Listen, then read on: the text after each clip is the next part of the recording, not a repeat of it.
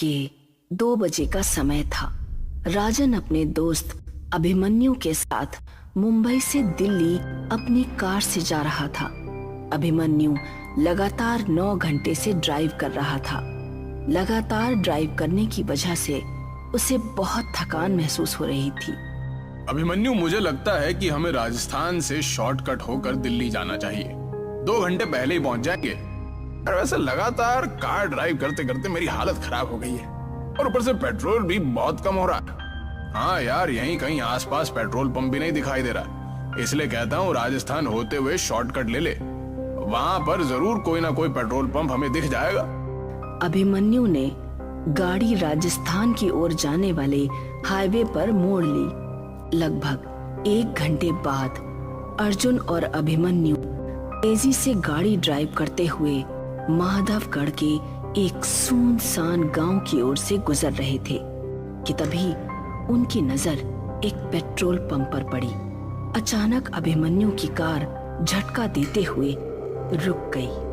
अर्जुन की आंख लग चुकी थी। कार अचानक रुकने से अर्जुन नींद से जागते हुए बोला, क्या हुआ? अरे दिखाई नहीं दे रहा है क्या? सामने पेट्रोल पंप है और कार में सिर्फ इतना ही पेट्रोल बचा है कि ये 20 से 30 किलोमीटर दूर ही चल पाएगी। एक पल को तो मुझे लगा जैसे कि एक्सीडेंट हो गया हो। अरे कार मैंने नहीं रोकी अर्जुन, मेरी नजर ही इस पेट्रोल पंप पर पड़ी थी और कार अपने आप झटका देते हुए रुक गई। लेकिन जो भी हुआ अच्छा हुआ, पेट्रोल तो हमें कहीं ना कहीं से डलवाना ही था ना। अभिमन्यु और अर्जुन कार से बाहर निकल आए। उन्होंने देखा उस पेट्रोल पंप पर एक भयानक और अजीब सा सन्नाटा छाया हुआ था। अरे यार, यहाँ तो मुझे कोई नहीं दिखाई दे रहा। कहीं ये पेट्रोल पंप बंद तो नहीं पड़ा? यानी बंद तो नहीं है, क्योंकि सामने ऑफिस तो खुला है और लाइट भी जल रही है। और वो देख, इस पेट्रोल पंप के अंदर तो एक छोटा सा रेस्टोरेंट भी है, उसके अंदर की भी लाइट जल रही है। मगर मुझे लगता है कि उस रेस्टोरेंट के अंदर भी कोई मौजूद नहीं। अरे तो इसमें टेंशन वाली क्या बात है? अपने हाथों से पेट्रोल डाल लेंगे।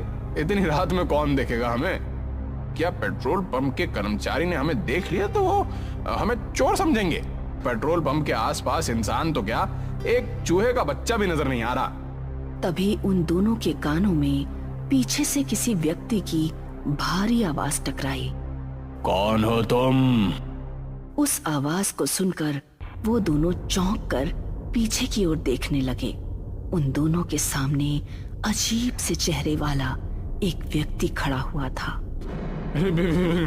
यार, इसकी शक्ल तो बड़ी भयानक लग रही है। ऐसा लग रहा है जैसे कि शमशान घाट की चिता से अभी अभी उठकर आया हो। हाँ यार, बोल तो बिल्कुल सही रहा। मैं खुद पहली नजर में इसकी शक्ल देखकर डर गया था। लेकिन हमें क्या, हमें सिर्फ पेट्रोल डलवाना है और यहाँ से निकलना है। इतना बोलकर अभिमन्यु उस कर्मचारी से बोला, अभी कुछ सेकंड पहले आप कहाँ पर थे? हमें तो आसपास कोई नहीं दिखा था। अपने काम से काम रखो साहब। कहो, किस काम से आए हो? अरे पेट्रोल भरवाना है, टैंक फुल कर दो। अभिमन्यु के कहने पर वो पेट्रोल पंप का कर्मचारी पेट्रोल डालने लगा। तभी अर्जुन की नजर उस पेट्रोल पंप की जमीन पर पड़ी। अर्जुन बुरी तरह से डर गया। अभिमन्यु, अरे नीचे देख, ये तो खून के धब्बे हैं। तभी उन दोनों के कानों में उस कर्मचारी की आवाज टकराई। टैंक फुल हो गया साहब, अब आप लोग जा सकते हैं। वो कर्मचारी देखते ही देखते उन दोनों की आंखों के सामने से गायब हो गया। ये देखकर अभिमन्यु और अर्जुन की आंखें दहशत से फटी की फटी रह गई। अरे लगता है हम दोनों गलत जगह आ गए हैं। वो दोनों तुरंत कार के अंदर बैठ गए। अर्जुन ने अपनी कार हाईवे पर दौड़ा दी। अभिमन्यु को कार ड्राइव करते हुए 1 घंटे से ज्यादा हो गया था, मगर रास्ता था जो खत्म होने का नाम भी नहीं ले रहा था। तभी अचानक अर्जुन की नजर एक और पेट्रोल पंप पर गई। यार, ये पेट्रोल पंप हमें कुछ जाना पहचाना नहीं। गाड़ी रोक। अबे पागल हो गया क्या है? हमें यहाँ से निकलना है, देखा नहीं तूने? कि किस तरह से वो पेट्रोल पंप वाला देखते ही देखते हमारी आंखों के सामने गायब हो गया था। अरे मेरी बात को समझने की कोशिश क्यों नहीं कर रहा? एक सेकंड के लिए गाड़ी रोक के तो देख। अर्जुन की बात सुनकर अभिमन्यु ने अपनी कार रोक दी। वो वही पेट्रोल पंप था जिस पेट्रोल पंप से वो लोग भागे थे। आंखें फाड़े उस पेट्रोल पंप को देखे जा रहे थे कि तभी उनके कानों में उसी कर्मचारी की आवाज टकराई। अरे तुम मुझे पेट्रोल के पैसे नहीं देकर गए थे साहब। उन दोनों ने जैसे ही खिड़की के सामने देखा तो वही कर्मचारी अपनी भयानक शक्ल लिए हुए उन दोनों को देख रहा था। कुछ ही पलों में अर्जुन और अभिमन्यु की चीख सन्नाटे को चीर गई। इस घटना के 3 महीने बाद शाम के 5 बजे एक कार तेजी से माधवगढ़ के हाईवे पर दौड़ रही थी। कार के अंदर 3 लोग सवार थे, करण, नंदिनी और विजय। वो तीनों पुलिस वाले थे जो 3 महीने पहले लापता हुए अर्जुन और अभिमन्यु की जांच कर रहे थे। कार विजय ड्राइव कर रहा था और विजय को ड्राइव करते हुए काफी देर हो गई थी। यार पीछे हम पिछले 6 घंटे से इस हाईवे पर अपनी कार को दौड़ा रहे हैं, मगर यहाँ तो सन्नाटे और वीराने के अलावा कुछ भी नहीं है। अरे मेरी भी कुछ समझ नहीं आ रही है। आखिर ये अर्जुन और अभिमन्यु रात के इस वक्त इस सुनसान इलाके में कर क्या रही थी? उनके मोबाइल की आखिरी लोकेशन इसी जगह के आसपास की है यार। नंदिनी, जो कि कार के पीछे वाली सीट पर नींद की झपकी ले रही थी, अचानक से बोली, पता नहीं वो लोग जिंदा हैं भी या नहीं। अरे कमोन नंदिनी, ऐसे नहीं बोलते। अभिमन्यु और अर्जुन जैसे भी थे, वो हमारे दोस्त थे। हाँ, 1 नंबर के रिश्वतखोर। अरे लोग मुझे आकर शिकायत करते थे उनके बारे में। तो तुम क्या चाहती हो? अगर वो दोनों रिश्वत लेते थे तो क्या उनकी छानबीन नहीं की जाए कि आखिर वो कहाँ लापता हो गए? क्या विजय ठीक कह रहा है नंदिनी। डिपार्टमेंट में हर दूसरा आदमी रिश्वत लेता है और हर कोई तुम्हारे जैसा ईमानदार नहीं होता। तभी कार बुरी तरह से झटका देती हुई अचानक रुक गई। विजय को ऐसा महसूस हुआ जैसे कि कार किसी अदृश्य वाहन या किसी दीवार से टकराई हो। विजय का शरीर पसीने से नहा उठा। करण और नंदिनी भी बुरी तरह से घबरा गए। क्या हुआ? कार किससे टकराई? नहीं नंदिनी, कार अचानक झटका देते हुए रुक गई। तभी करण की नजर एक पेट्रोल पंप पर पड़ी। यार वो देखो सामने पेट्रोल पंप है, क्यों ना हम उस पेट्रोल पंप पर जाकर पूछताछ करें। करण सही कह रहा है विजय। कार पेट्रोल पंप के ठीक सामने रुकी थी। विजय, करण और नंदिनी कार से उतर गए और उस पेट्रोल पंप के अंदर चले गए। पेट्रोल पंप पर कुछ लोग मौजूद थे। वो तीनों पेट्रोल पंप के अंदर बने हुए एक रेस्टोरेंट के अंदर घुस गए। रेस्टोरेंट के अंदर कुर्सियां मौजूद ना होकर चारपाइयां मौजूद थीं, जहां पर कुछ गांव के लोग बैठे हुए भोजन कर रहे थे कि तभी विजय नंदिनी से बोला, मैं अभी आता हूँ। मैं भी तेरे साथ चलता हूँ यार, थोड़ा हाथ मुंह भी धो लूंगा। नंदिनी वहां पर अकेली थी और वहां मौजूद लोगों को देख रही थी। नंदिनी एक पुलिस वाली थी। तभी नंदिनी के सामने एक अजीब सा दिखने वाला व्यक्ति आकर खड़ा हो गया। खाने में क्या लेंगी आप? फिलहाल तो मुझे 1 कप चाय की जरूरत है। 1 कप चाय ले आओ। कुछ देर बाद वो लड़का नंदिनी को चाय देकर चला गया। उसने देखा कि कप के अंदर किसी इंसान की कटी हुई उंगली थी। नंदिनी चीखती हुई से निकलकर भागने लगी।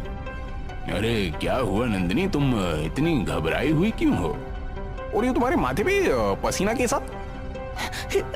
ये पेट्रोल पंप अजीब सा है करण। इतना कहकर नंदिनी एक ही सांस में सारी घटना उन दोनों को बताने लगी। नंदिनी की बात सुनकर वो दोनों नंदिनी को बहुत गौर से देखने लगे। अरे लगता है तुम्हारे ऊपर थकान हावी हो गई है।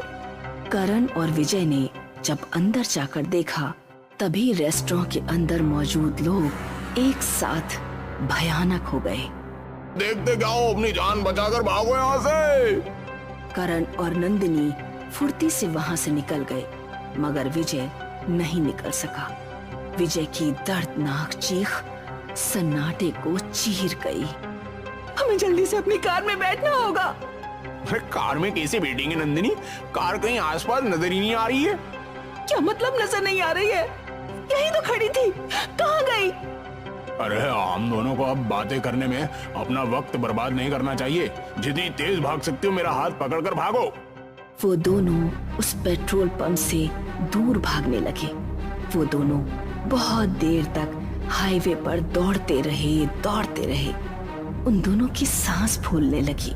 तभी नंदिनी चीखती हुई करण से बोली, अब तो उसी जगह वापस आ गए हैं करण। ध्यान से देखो, हम दोनों ने यहीं से तो भागना शुरू किया था। वो सामने पेट्रोल पंप है। करण की सांसें हलक में अटक कर रह गई। वो ठीक उसी पेट्रोल पंप के सामने ही थे। तभी उन दोनों के कानों में विजय की आवाज टकराई। अरे तुम दोनों मुझे अकेला मरने के लिए छोड़ गए? विजय एक भयानक शक्ल में क्रोध भरी नजरों से उन दोनों को देख रहा था।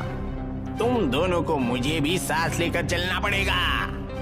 तभी उन दोनों के कानों में अर्जुन और अभिमन्यु की आवाज टकराई। विजय सही कह रहा है। तुम दोनों विजय को रेस्टोरेंट में अकेला छोड़कर भाग गए। करण और नंदिनी ने देखा तो उनके सामने अभिमन्यु और अर्जुन भी अपनी भयानक शक्ल लिए हुए खड़े थे। अचानक अभिमन्यु ने करण की गर्दन उसके धड़ से अलग कर दी और उसका सर नंदिनी के पास फेंक दिया। नंदिनी चीखती हुई अपने शरीर की पूरी ताकत लगाकर दोबारा भागने लगी।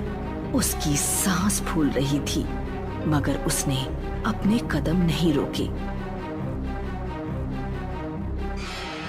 कौन हो तुम? नंदिनी ने एक ही सांस में कांपते हुए सारी घटना उस बूढ़ी स्त्री को बता दी। अब तुम यहाँ से नहीं जा सकती बेटी। क्या मतलब मैं यहाँ से नहीं जा सकती? बड़ी बेवकूफ लड़की हो। तुम तीनों उसी वक्त मर चुके थे जिस वक्त तुम्हारी कार झटका देते हुए रुकी थी। वो कार रुकी नहीं थी, बल्कि उस कार का एक्सीडेंट हुआ था। क्या बकवास कर रही हो तुम? कार का एक्सीडेंट कैसे हो सकता है? बूढ़ी स्त्री नंदिनी का हाथ पकड़कर वो एक कार के पास ले आई। गौर से देख इस कार को लड़की, ये किसकी कार है? नंदिनी उस कार को फटी फटी आंखों से देखने लगी। वो कार उसी की थी। उसने देखा उसकी विजय और करण की लाशें पड़ी हुई थी। तुम तीनों की मौत यही हो गई थी। इस पेट्रोल पंप को देख रही हो? ये हॉन्टेड पेट्रोल पंप है, भूतिया पेट्रोल पंप। इस पेट्रोल पंप पर जो भी आता है हमेशा यहीं पर कैद होकर रह जाता है, और यहाँ जो भी वादे हैं अदृश्य हो जाते हैं। तुम्हारी कार किसी एक अदृश्य वाहन से टकराई थी। अगले दिन न्यूज़पेपर में नंदिनी, विजय और करण की फोटो छपी हुई थी और सभी जगह चर्चा थी कि एक बार फिर उसी हॉन्टेड पेट्रोल पंप पर 3 लोग लापता हो गए। ये क्या रहस्य है, कोई नहीं समझ पाया, और शायद कुछ रहस्य हमेशा रहस्य ही रहते हैं।